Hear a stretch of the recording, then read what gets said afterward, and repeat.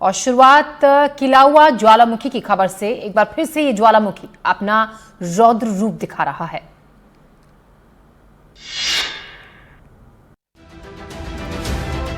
भीषण लावा का फव्वारा, धधकता ज्वालामुखी, बेहद खतरनाक और उसका रौद्र रूप देखिए। तभी धधकते लावे के बीच उड़ान भरते एक हेलीकॉप्टर की एंट्री होती है। एक खतरनाक जोन में हेलीकॉप्टर उड़ान भर रहा है। नीचे से सुर्ख लाल रंग का लावा भड़क रहा है तो ऊपर हेलीकॉप्टर उड़ान भर रहा है। बेहद खतरनाक। सोचिए एक चिंगारी भी अगर हेलीकॉप्टर को छू जाए तो क्या होगा।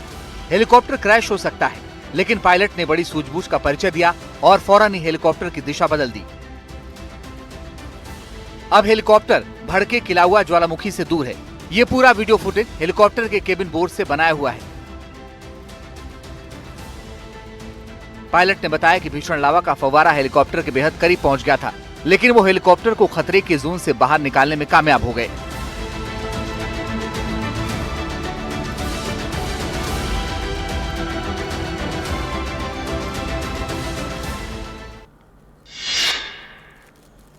अमेरिका के साउथ डकोटा में ऐसा तूफान आया जिसे देखने वाले देखते रह गए। हालांकि इससे अभी तक कोई नुकसान नहीं हुआ है, लेकिन इसका रंग देखकर लोग उत्साहित नजर आए।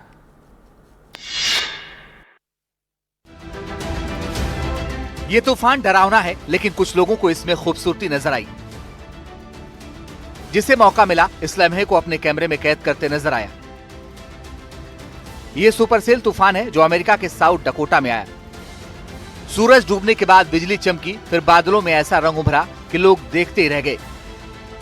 सुपरसेल तूफान लंबे समय तक टिकने वाला और विनाशकारी होता है। इस तूफान के आने के बाद ओले, तेज हवाएं और भारी बारिश होती है। जब बादल का ये गोला तेजी के साथ घूमता है तो खतरनाक बवंडर भी लाता है। जानकार बताते हैं कि 20 फीसदी सुपरसेल घातक टॉर्नेडो पैदा करते हैं जो 200 मील प्रति घंटे से अधिक की रफ्तार से तबाही मचा सकते हैं। हालांकि साउथ डकोटा में आए इस तूफान से किसी तरह की जानमाल का नुकसान नहीं हुआ है। मौसम विभाग इस तूफान पर नजर बनाए हुए है और जरूरी दिशा निर्देश जारी कर रहा है।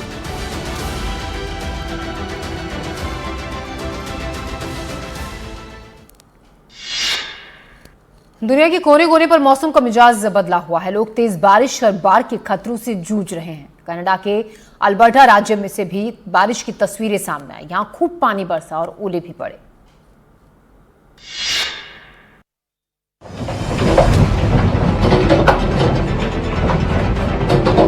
कैलगरी अल्बर्टा का एक प्रमुख शहर है।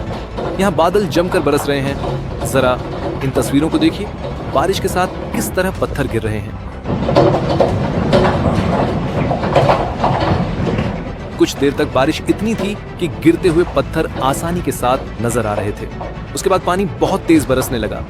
ओले पड़ रहे थे, लेकिन तेज बरसात गिरते हुए ओलों को ढक ले रही थी, दूर दूर तक नजर आ रही।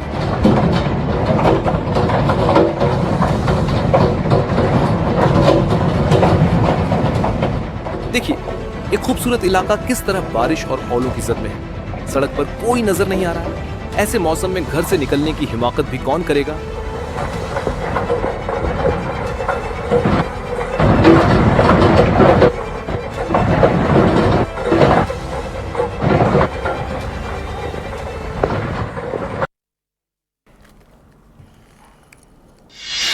उत्तर अमेरिकी देश मेक्सिको दुनिया के उन देशों में शुमार है जहां भारी बारिश और बाढ़ से बेहद खराब हालात हैं। पानी लगातार बरस रहा है। जिंदगी पर इसका असर भी दिख रहा है। लोगों के रोजमर्रा के काम प्रभावित हो रहे हैं। डुरैंगो शहर का हाल देखिए। दफ्तर के अंदर पानी का झरना बह रहा है।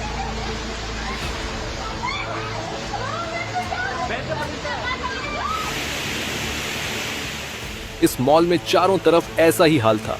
काफी सारा सामान बर्बाद हो गया।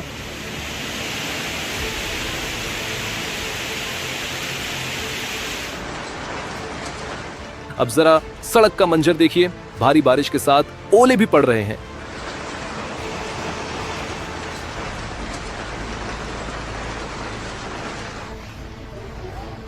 रिहायशी इलाकों का हाल भी देख लीजिए। यहां नाव चल रही है।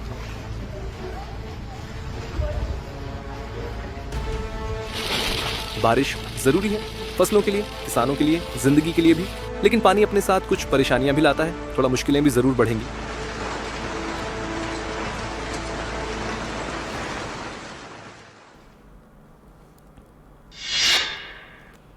और अब बात मध्य प्रदेश की, जहां बादल मेहरबान है। बुंदेलखंड के छतरपुर जिले में जबरदस्त बारिश हुई। यहां हालात उसके बाद काफी खराब हो गए। छतरपुर में बहुत बड़ा इलाका बाढ़ की चपेट में है। जगह जगह जलभराव हो रहा है। ऐसे में लोग काफी परेशान हैं। टीकमगढ़ छतरपुर की सीमा पर बचेर घाट पानी से लबालब है। धसान नदी के उफान पर नजर डालिए। दूर दूर तक फैले खेत, खलिहान और बाग इसकी जद में हैं।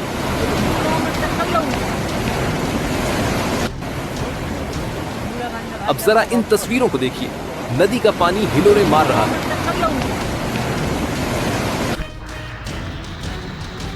जिले में पिछले 2 दिनों से लगातार बारिश हो रही है, जिसकी वजह से नदी का स्तर भी बढ़ा है और शहर में जगह जगह जल भराव भी है। नेशनल हाईवे पर इस पेट्रोल पंप का हाल देखिए। यहाँ कई फुट पानी भरा है। पेट्रोल किसको मिलेगा? छतरपुर मध्य प्रदेश के बुंदेलखंड का हिस्सा है। यहाँ गर्मी के मौसम में बहुत सारे गांवों में पानी की परेशानी होती है और बारिश में बादलों की ऐसी मेहरबानी कि नदी सब कुछ बहा ले जाने पर आमादा दिख रही है।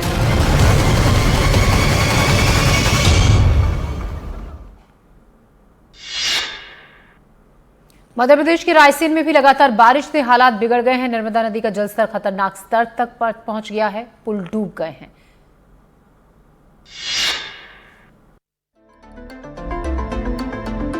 रायसेन में लगातार बारिश ने हालत बिगाड़ दी है।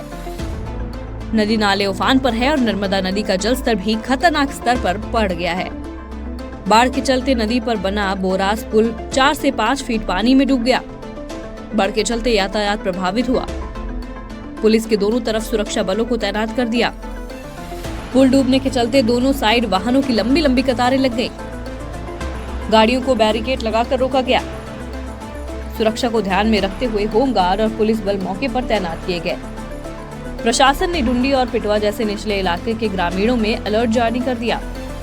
साथ ही नदी नालों से दूर रहने की अपील की गई। वहीं स्थानीय लोगों का कहना है कि हर साल बाढ़ में पुल डूब जाता है। उनका कहना है कि अगर 2-3 फीट ऊंचा पुल बना होता तो हर साल की तरह इस बार भी पुल पार करने में किसी तरह की दिक्कत नहीं होती।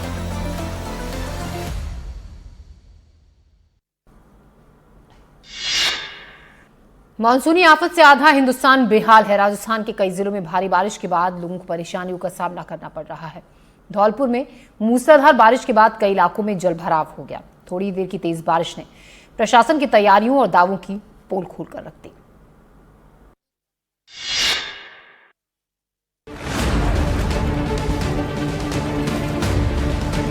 और मूसलाधार बारिश के बाद धौलपुर के कई इलाकों में पानी भर गया। आसमान से बरसी इस आफत के बाद सड़कों का क्या हाल हुआ वो आप इन तस्वीरों में देख सकते हैं। धौलपुर की सड़कें तालाब बन गई। सड़कों पर कई फीट पानी जमा हो गया, जिसकी वजह से लोगों को इधर से उधर जाने में भारी परेशानियों का सामना करना पड़ रहा है। झमाझम बारिश के बाद लोग घुटनों तक जमा हुए पानी में गुजरते हुए दिखाई दिए तो वहीं तालाब बने। सड़कों पर वाहन रेंगते हुए नजर आए। बारिश का पानी दुकानों में घुस गया। बाजार में जहां तक देखो पानी ही पानी दिखाई दिया। भारी बारिश के बाद शहर के हालात ऐसे हो गए कि ड्रेनेज सिस्टम को लेकर कई सवाल खड़े होने लगे हैं। वहीं लगातार हो रही मूसलाधार बारिश के बाद ब्रह्मपुत्र नदी बेकाबू हो चुकी है। नदी में उफान के बाद ब्रह्मपुत्र डैम के 3 गेट खोल दिए गए हैं।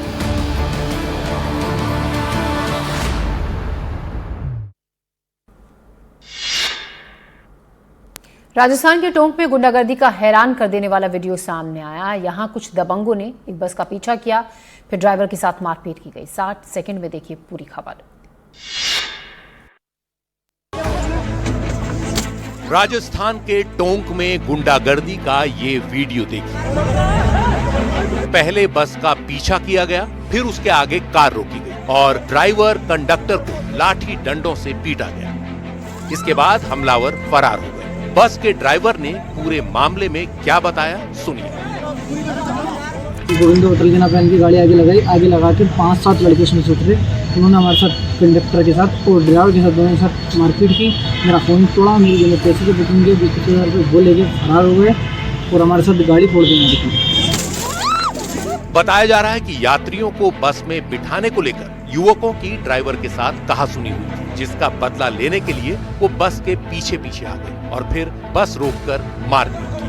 पीड़ित ड्राइवर रेहान खान ने पुलिस में केस दर्ज कराया है, लेकिन अभी तक आरोपियों की पहचान नहीं हो पाई है। वो खुलेआम घूम रहे हैं।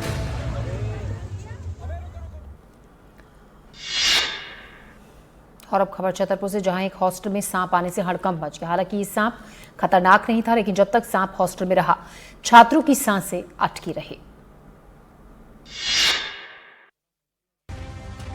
छतरपुर के एक हॉस्टल में सांप आने से हड़कंप मच गया। हॉस्टल के सभी छात्र इधर उधर भागने लगे। मामला महोबा रोड के जूनियर बालक छात्रावास का है। छात्रों के बेड के नीचे एक नहीं, दो नहीं, बल्कि 7 फीट लंबा सांप मिला, जिसे देखकर हॉस्टल के सभी छात्र घबरा गए।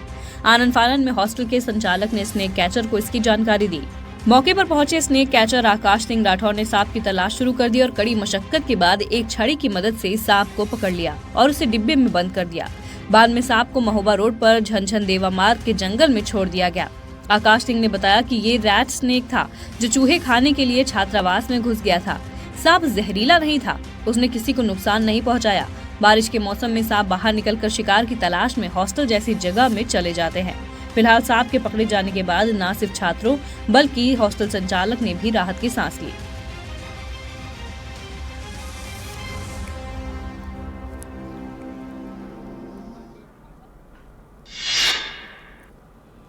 मध्य प्रदेश के कटनी में आपसी विवाद को लेकर एक युवक के साथ बेरहमी से मारपीट की गई। यहां मामूली से विवाद के बाद गांव के सरपंच और उसके भाइयों ने एक आदिवासी युवक के साथ जमकर मारपीट की।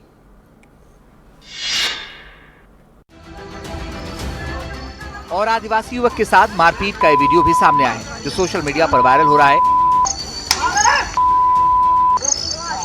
जिसमें गांव का सरपंच और कई लोग एक आदिवासी युवक की पिटाई करते दिखाई दिए।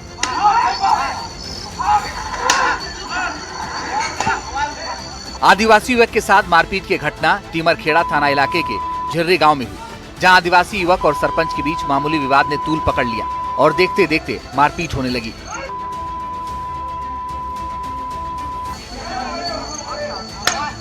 और इस मारपीट का जो वीडियो सामने आया है, उसमें दिखाई दिया कि सरपंच और उसके भाई युवक पर लाठियां बरसा रहे हैं। इस दौरान युवक अपनी जान बचाने की गुहार लगाता रहा, लेकिन फिर भी उस पर लाठी डंडे और लात थप्पड़ बरसते रहे। घटना का वीडियो सोशल मीडिया पर वायरल होने और आदिवासी युवक की शिकायत के बाद पुलिस ने युवक से मारपीट करने वाले 2 आरोपियों को गिरफ्तार कर लिया है, जबकि गांव के सरपंच की तलाश जारी है।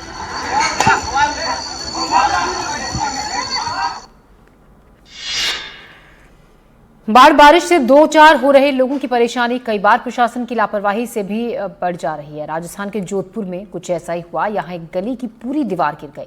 बताया जा रहा है कि पीएचईडी विभाग की लापरवाही की वजह से यह हादसा हुआ। देखिए पूरी रिपोर्ट।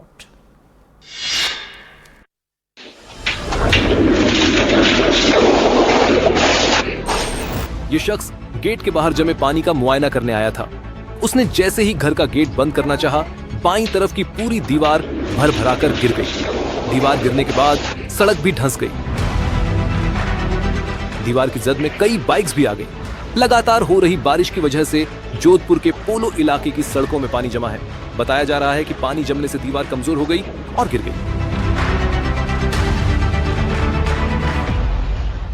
हालांकि स्थानीय लोगों का दावा है कि पीएचईडी विभाग ने इस इलाके में नाला खोद दिया है, जिससे दीवार की नींव कमजोर हो गई और वो गिर गई। हादसे की पूरी घटना सीसीटीवी में कैद हो गई। राहत की बात यह है कि घर के बाहर खड़ा शख्स बाल बाल बच गया।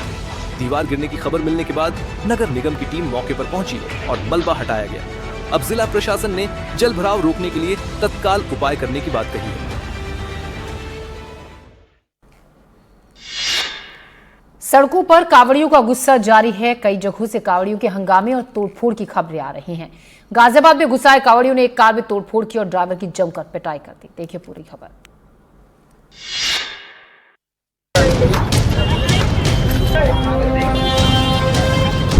खबर गाजियाबाद से, जहां कांवड़ियों को एक कार से मामूली टक्कर लगी। उसके बाद बाकी कांवड़िये कार पर टूट पड़े,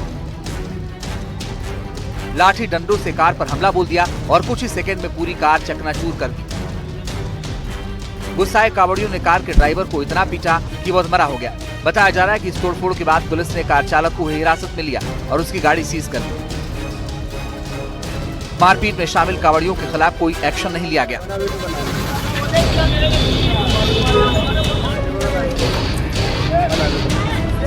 ये मामला दिल्ली मेरठ रोड का है, जहां सड़क के किनारे बैठे कांवड़ को कार ने टक्कर मार दी थी, जिसके बाद सड़क पर हंगामा हो गया।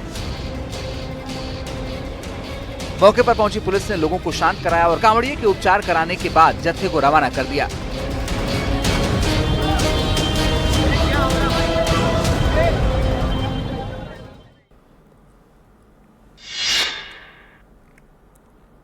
सावन का महीना शुरू होते ही देश भर में शिव भक्ति का रंग चढ़ रहा है, लेकिन बुलंदशहर में एक अनोखी कांवड़ यात्रा ने सबका ध्यान अपनी तरफ खींचा। इस कांवड़ यात्रा को नाम दिया गया मुलायम शिव कांवड़ यात्रा, जिसमें शिव भक्ति के साथ साथ एक सियासी संदेश भी छिपा है। देखिए पूरी रिपोर्ट।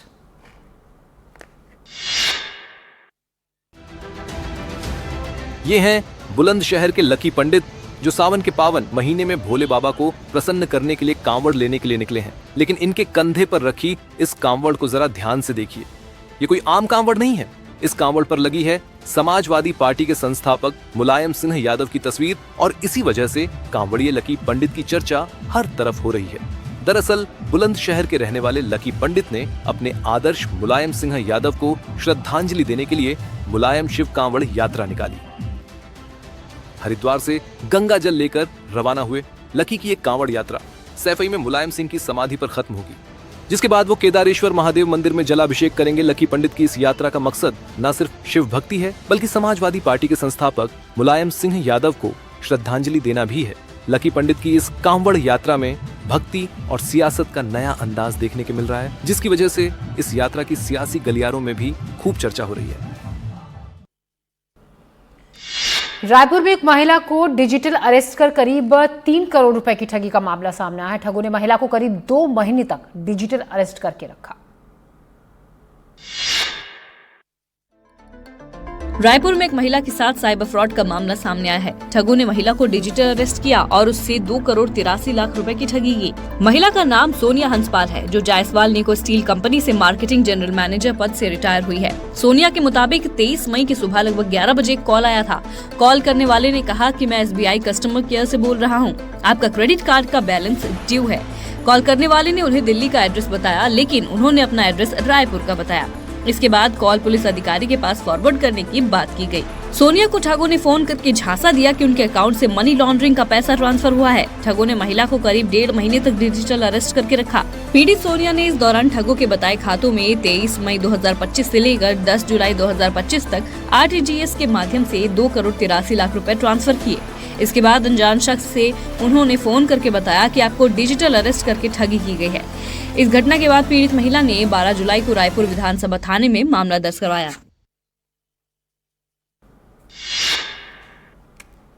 उत्तर प्रदेश में अपराधियों के खिलाफ पुलिस एक्शन मोड में है। नोएडा में पुलिस ने मुठभेड़ के बाद ऐसे 3 बदमाशों को गिरफ्तार किया जो बाइक, मोबाइल और चेन स्नैचिंग की वारदातों में शामिल थे। नोएडा पुलिस ने इन बदमाशों को कैसे और किस इलाके से पकड़ा, देखिए रिपोर्ट।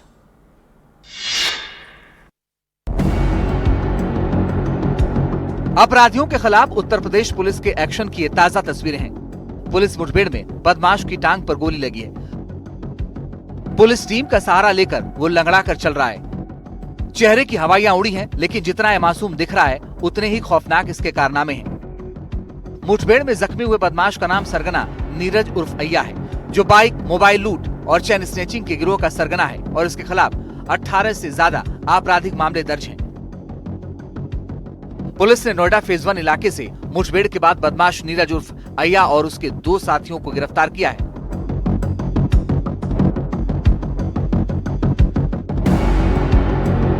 पुलिस ने गिरफ्तार किए गए बदमाशों के पास से एक चोरी की बाइक, लूटा हुआ मोबाइल, एक तमंचा और चाकू बरामद किया है। फिलहाल पुलिस गिरफ्तार बदमाशों से पूछताछ कर रही है, जिसके बाद लूट की कई और वारदातों का खुलासा होने की उम्मीद है।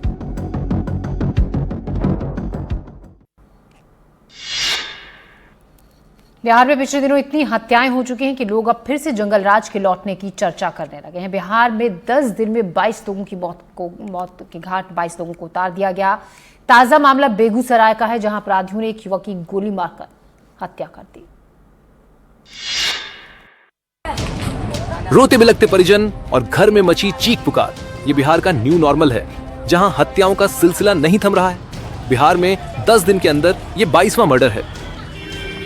इस बार अपराधियों ने बेगूसराय के रेलवे गुमटी के करीब 2 युवकों को गोलियों से भून दिया, जिसमें अमित कुमार की मौत हो गई।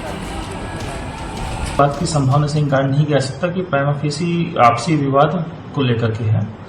मृतक का भी एक मृतक के बारे में जानकारी मिल रही है, आपराधिक इतिहास है, सभी बिंदुओं पर हम लोग उस पर जानकारी इकट्ठा कर रहे हैं कि एक चोटिल है, उसका आपराधिक इतिहास की बात अभी तक पता है, इसे कंफर्म किया गया है। इन हत्याओं के बीच बिहार में सियासी पार्टियां वोटर लिस्ट के मुद्दे पर उलझी हैं। सांसद पप्पू यादव विपक्ष को ही निशाना बना रहे हैं। पप्पू ने कहा कि तेजस्वी यादव अपराध के मुद्दे को सही से नहीं उठा रहे हैं। बिहार में इंजीनियर से लेकर वकील और आम आदमी अपराधियों के निशाने पर हैं।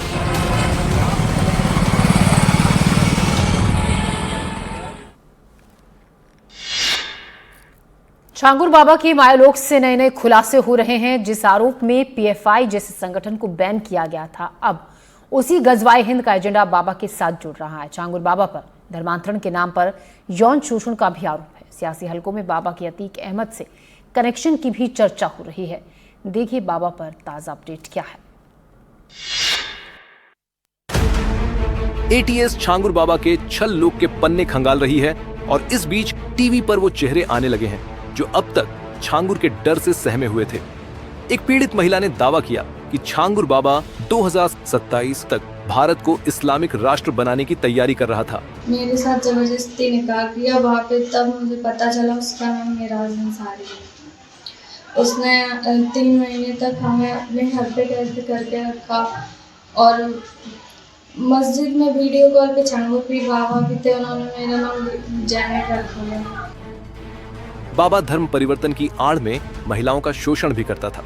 इस बीच यूपी के बीजेपी नेता दद्दन मिश्रा ने छांगुर के अतीक कनेक्शन का भी दावा किया है। अतीक अहमद के साथ जो है चुनाव में पूरी तरह से इंगेज था, कई जगह मंच भी साझा किया और खास तौर से जो है मुस्लिम बाहुल क्षेत्रों में जो है अतीक अहमद के प्रचार प्रसार का पूरा जिम्मा इसने ले रखा था। छांगुर बाबा पर लोगों की जमीन पर कब्जा करने का भी आरोप है। इसका शिकार एक वकील भी हुए थे। इसी बीच बागेश्वर धाम के धीरेन्द्र शास्त्री ने ऐसे बाबाओं से बचकर रहने की सलाह दी है।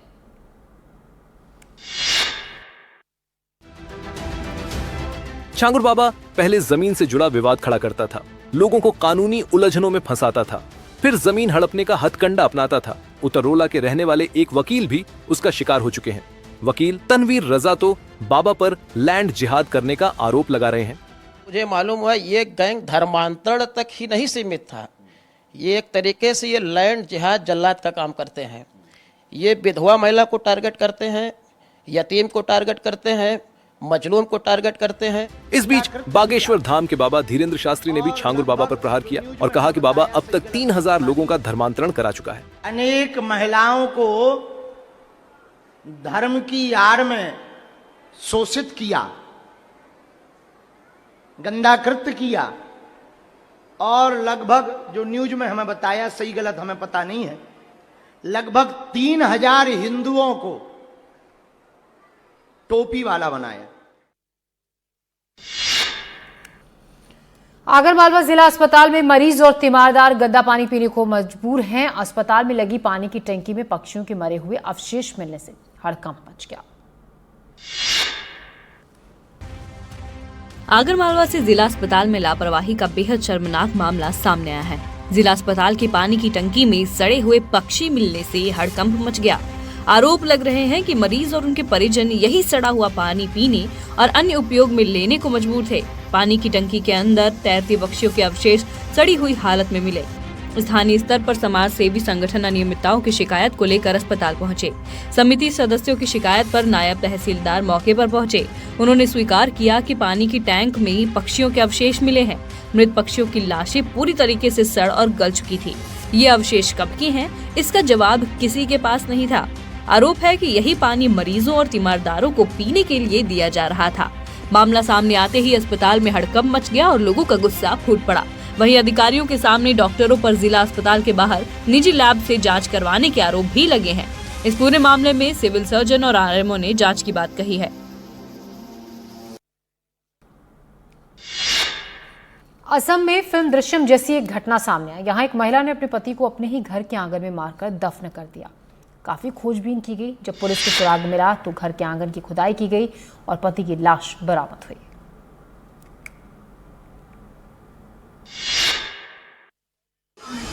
पत्नी ने अपने पति की लाश घर के आंगन में 5 फुट नीचे दफना दी। गुवाहाटी की रहने वाली 38 साल की रहीमा खातून ने अपने 40 साल के पति सबील इस्लाम की हत्या की, उसे जमीन में गाड़ा और लोगों से बताया कि वो काम के सिलसिले में केरल गया है। लेकिन परिजनों को शक हुआ, पुलिस की खोजबीन शुरू हुई और लाश घर के आंगन में मिली। तो सबियाल रहमान जो विक्टिम थे वो काफ़ी इंटॉक्सिकेटेड थे, तो जब धक्का मुक्की में वो इंजर्ड हो गए और वहीं पे उनका घर के अंदर ही वो डेथ हो गया। हैरानी की बात ये है कि पत्नी ने खुद 13 जुलाई को पुलिस में एक रिपोर्ट दर्ज कराई, जिसमें पति की हत्या की आशंका जताई, जबकि वो खुद पति को 24 जून को मौत के घाट उतार चुकी थी। लेकिन जैसे ही पुलिस की जांच शुरू हुई, उसने थाने में आकर सरेंडर कर दिया।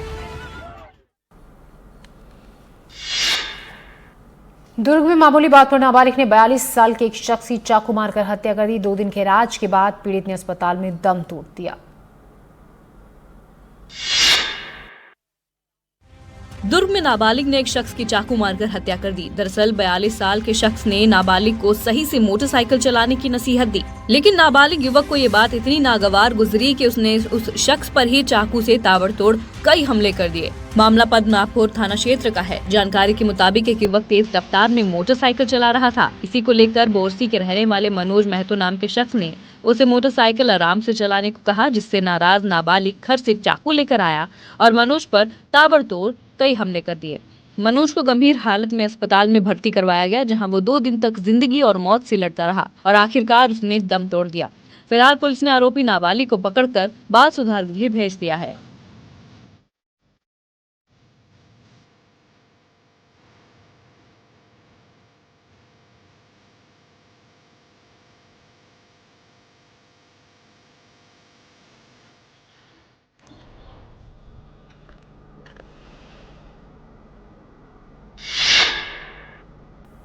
भोपाल से सटे मध्य प्रदेश के सीहोर जिले में 2 छात्रों की डूबकर मौत हो गई। घंटों की मशक्कत के बाद दोनों के शवों को बाहर निकाला गया। 4 कॉलेज छात्र भोपाल से सीहोर के कोलार डैम में पिकनिक मनाने के लिए पहुंचे। वहां नहाने के दौरान सेकंडों में 2 छात्रों के साथ हादसा हो गया। कोलार डैम पानी से लबालब है। भोपाल से आए ये 4 दोस्त कुछ ज्यादा ही जोश में थे। पिकनिक मनाने के लिए 1.5 किलोमीटर दूर जंगल तक पहुंच गए। पानी में अटखेलियां कर रहे थे। इस मौज मस्ती के बीच देखते ही देखते 2 लोग डूबने लगे। कुछ समझ में नहीं आया, सब कुछ सेकंडों में हो गया। हंसते मुस्कुराते चेहरे पानी में समा गए। बात सिर्फ इतनी ही नहीं थी। एक बार तो ऐसा लगा कि 3 लोग डूब रहे हैं। सिर्फ एक लड़का सुरक्षित दिख रहा था, लेकिन ये तीसरा व्यक्ति जुझारू था। जिंदगी बचाने के लिए तेज बहाव से भिड़ गया। इसकी कोशिशें कामयाब रही, जान बच गई। अब पानी के किनारे ये 2 दोस्त हैरान परेशान खड़े थे। कुछ देर पहले तक जो साथ थे वो जिंदगी भर के लिए जुदा हो गए। ये मदद के लिए शोर मचा रहे थे। आसपास के लोग भाग भाग कर इन तक पहुंचे, लेकिन बाजी पलट चुकी थी। कोलार की पानी 2 जिंदगियों को बहा ले गया। स्थानीय पुलिस की टीम भी पहुंची। एसडीआरएफ के दस्ते को भी बुलाया गया। 18 घंटे की मशक्कत के बाद शव निकाले गए। 4 दोस्त आए थे, 2 वापस गए, वो भी जिंदगी भर के अफसोस के साथ।